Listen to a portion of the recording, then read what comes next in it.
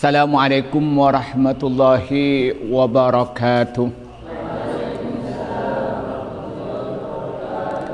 Alhamdulillahi rabbil alamin. Wassalatu wassalamu ala asrafil anbiya'i wal mursalin, amma ba'du.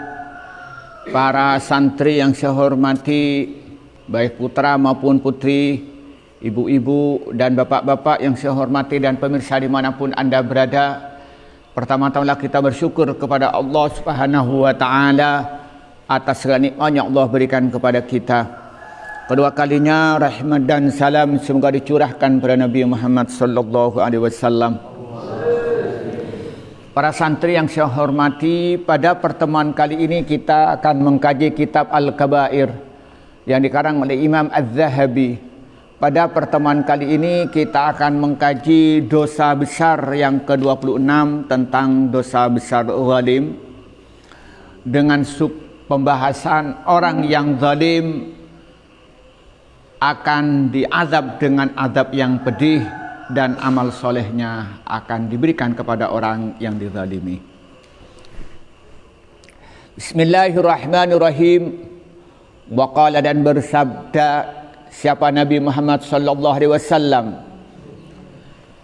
Apa sabdanya? Anallah, sungguhnya Allah, la yumliyah, maka sungguh menangguhkan siapa Allah, lizalimi, pada orang yang zalim, hatta idza akhadahu, hingga apabila menyiksa Allahu kepada zalim, lam yuflithu, maka tidak melepaskan siapa Allahu kepada yang zalim. Cuma Quran kemudian membaca siapa Rasulullah SAW. Wa kadzalika, demikian juga, akhdhu rabbika, siksaan Tuhanmu, idza akhadha, apabila menyiksa siapa Tuhanmu, al-qura, pada penduduk negeri, wahya, adapun penduduk negeri, zalimatun, itu zalim. Inna akhdahu, sungguhnya siksaan Tuhanmu, alimun, itu pedih, syadidun, dan sangat. Jadi di sini menyatakan waqala annallaha la yumliya lizalimi hatta idza akhadahu lam yuflithu. Kata Rasulullah, Allah menangguhkan azab kepada orang-orang yang zalim, sehingga ketika tiba saatnya Allah itu menyiksa, maka sama sekali Allah tidak akan pernah melepaskannya. Artinya begini, hadis ini, banyak orang yang berbuat zalim ini bertahun-tahun kelihatannya berada dalam kenikmatan. Kalau dia seorang kaya yang berbuat zalim kepada kulinya, berbuat zalim kepada konsumennya, berbuat zalim kepada mitra kerjanya, bertahun-tahun dia nampak kelihatannya itu dia bergelimang dalam kemewahan, bisnisnya berkembang pesat. Akan tetapi itu hanya waktu sebentar saja. Allah hanya menangguhkan azab, bisa azab di dunia, bisa azab di akhirat. Azab di dunia ketika dia itu sudah diketahui curang oleh mitra kerjanya, diketahui curang oleh pekerjanya, apa yang terjadi? Mereka tidak percaya lagi. Mereka sudah tidak percaya apalagi, maka mereka menghentikan kerjasamanya. Maka apa yang terjadi? Maka bisnisnya itu bangkrut. Ya, sedihlah di dunia. Dan nanti di akhirat apa yang terjadi? Allah akan berikan azab yang sangat pedih. Karena kezaliman, karena kecurangannya, karena kesewenang-wenangnya, Allah akan memberikan azab di akhirat. Itu kalau orang sifatnya kaya. Kalau dia seorang penguasa yang zalim, apa yang terjadi? Allah diberikan tangguh. Dia kelihatannya karirnya meningkat. Dan ternyata dia itu kekuasaan makin meluas. Dan pengikutnya dan pendukungnya makin banyak terlihat.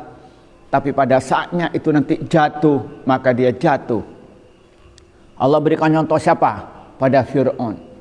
Fir'aun itu bersikap senang-wenang, bahkan dia itu dengan teganya membunuh Bani Israel, bayi-bayi dari Bani Israel, kan khawatir munculnya Nabi.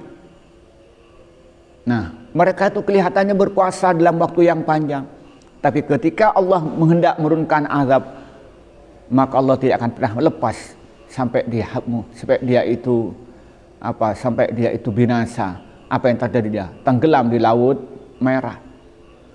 Begitupun yang terjadi kepada Namrud, yang bersikap senang-wenang dan orang dipaksa untuk menyembah berhala. Pada akhirnya Allah menurunkan azab pada Namrud. Allah mengirim nyamuk masuk ke telinganya, maka dia karena sakit nyamuk, dia bentur-benturkan kepalanya, akhirnya dia mati. Matinya dimasukin nyamuk. Begitupun akan terjadi kepada penguasa-penguasa yang zalim. Ya, Allah itu membiarkan orang yang berzalim. Begitupun dalam kehidupan sehari-hari, siapapun yang aktif di kehidupan masyarakat, dalam rumah tangga, ketika dia berzalim, kelihatannya dia itu nikmat dalam waktu yang panjang kelihatannya, tapi Allah itu hanya menangguhkan azab yang diturunkan kepada orang yang zalim. Tapi pada saatnya Allah menurunkan azab kepada dia, Allah tidak akan pernah mengangkat lagi azab itu sampai dia binasa. Itu di dunia. Di akhirat lebih berat lagi. Lalu apa katanya di sini? Tsumma qara Rasulullah sallallahu alaihi wasallam. Lalu Rasulullah membaca firman Allah, wa kadzalika akhdhu rabbika idza akhadhal qura wa hiya zalimatun inna akhdahu alimun syadid. Demikianlah siksaan Tuhanmu apabila menyiksa suatu penduduk negeri yang berbuat zalim, maka adab Allah itu sangat pedih. Jadi, dan Allah berikan contoh bagaimana dulu itu penduduk Sodom, ya umatnya Nabi Lut, di mana mereka itu LGBT, laki-laki kawin sesama laki-lakinya, perempuan kawin dengan sesama perempuan. Kok bisa laki-laki senang dengan laki-laki, perempuan senang dengan perempuan? Wah, mereka itu merajalela di negeri Sodom itu. Lalu apa yang terjadi? Allah menurunkan hujan batu mengerikan. Begitupun penduduk Ad itu berbuat zalim. Mereka menekan orang-orang yang lemah. Lalu Allah mengirim azab pada mereka itu. Yang disebut itu ngirim angin. Mereka itu mati. Mereka hanya dikirim angin. Lalu Allah mengirim pasir. Nah, maka karena itu kita ini harus hati-hati. Jangan sampai berbuat zalim.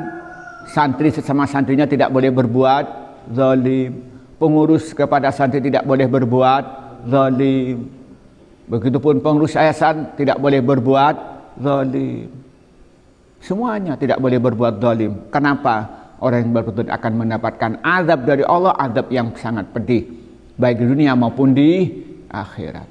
Namun di dunia itu oleh Allah ditangguhkan sampai tiba pada saat Allah memberikan siksaan. Ketika mereka mendapatkan waktunya dapat siksa, mereka tidak akan pernah selamat dari azab Allah. Di sini, annallaha la yumli lidh-dhalimi hatta idza akhadahu lam yuflithu. Summa qala Rasulullah sallam. Itulah yang harus kita perhatikan, hati-hati jangan sampai berbuat zalim. Tanya pada dirinya sendiri, berbuat zalim atau tidak? Nah, kalau sudah merasa berbuat zalim, segera bertobat kepada Allah supaya kita selamat dari azab Allah di dunia dan lebih-lebih azab di akhirat. Wa qala, dan bersabda siapa Rasulullah sallallahu alaihi wasallam, man, adapun orang kanat ada indahu di sisi orang matlimatun kezaliman, zalim pada siapa? Di akhihi, pada saudara orang. Apa isinya? Min irdin, dari kehormatan, au syai'in, atau satu yang lain, falyastahallalhu, maka hendak minta halal siapa man hu kepada akhihi al-yauma sekarang di dunia min qabli alla yakuna sebelum tidak ada dinarun apa uang emas wala dirhamun dan uang perak.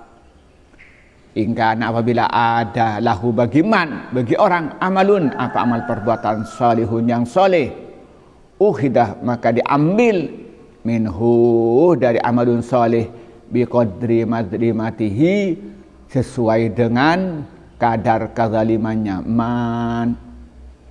Fa illam yakun apabila tidak ada lahu bagi orang yang zalim maksudnya hasanatun apa kebaikan uhidah maka diambil min sayyiati sahibihi dari kejelekan saudaranya fahumilah maka ditanggungan apa sayyiatu sahibihi alaihi pada man. Jadi hadis diriwayatkan Imam Muslim di sini menyatakan waqala Rasulullah sallallahu alaihi wasallam Rasulullah bersabda man kanat indahu madlimatun li akhihi min ardin aw syai'in falyastahallalhu minhul yawm fastahallalhu al-yawma min qabli alla yakuna dinarun wala dirhamun in kana lahu amalun salihun ukhida minhu biqadri madrimatihi fa illam yakun lahu hasanatun ukhida min sayyiati sahbihi fahummila alaihi. Kata Rasulullah apabila kalian itu mempunyai kezaliman kepada saudaranya kepada orang lain min irdin pernah menodai nama baiknya au satu yang lain falistahallalhu yaumah maka kamu minta maaf pada hari ini kamu minta halal pada hari ini minta kerelaan hari ini yakni di dunia qabla alla yakuna dinarun wala dirhamun min qabli alla yakuna dinarun wala dirhamun sebelum tiba hari kiamat di mana pada waktu itu uang emas sudah tidak berarti lagi, uang perak sudah tidak berarti lagi. Nah. Jadi kita diminta begitu, maka kita diminta supaya kita ini kalau berbuat zalim kepada orang lain segera kita minta maaf, minta kerelaan.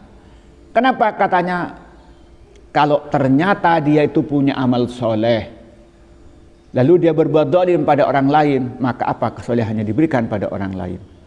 Tapi kalau dia ternyata tidak punya amal soleh, maka kejelekan yang lain, dosa-dosa orang yang disakiti akan diberikan kepada yang berbuat zalim. Artinya begini, kalau sekarang misalnya itu Khair pernah menyakitin Sarifuddin misalnya, harus minta maaf. Minta maaf. Kalau ternyata tidak minta maaf dan Sarifuddin tidak memaafkan, apa yang terjadi? Maka amal solehnya Khair diberikan pada Sarifuddin, pahala sholatnya diberikan pada Sarifuddin, pahala puasanya diberikan pada Sarifuddin. Nah, itu kalau ternyata dia punya amal soleh.